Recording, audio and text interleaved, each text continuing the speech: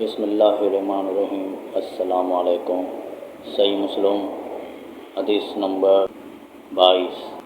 ابن ابی ملیکہ سے روایت ہے، کہا میں نے حضرت عبداللہ بن عباس رضی اللہ عنہ کی طرف لکھا اور ان سے درخواست کی کہ وہ میرے لیے ایک کتاب لکھے اور جن باتوں کی صحت میں مقال یا جو نہ لکھنے کے ہو وہ باتیں مجھ سے چھپا لیں۔ انہوں نے فرمایا، لڑکا خالص احادیث کا طلبگار ہے، میں اس کے لیے حدیث سے متعلق تمام معاملات میں صحیح کا انتخاب کروں گا، موضوع اور گڑھی ہوئی احادیث کو ہٹا دوں گا۔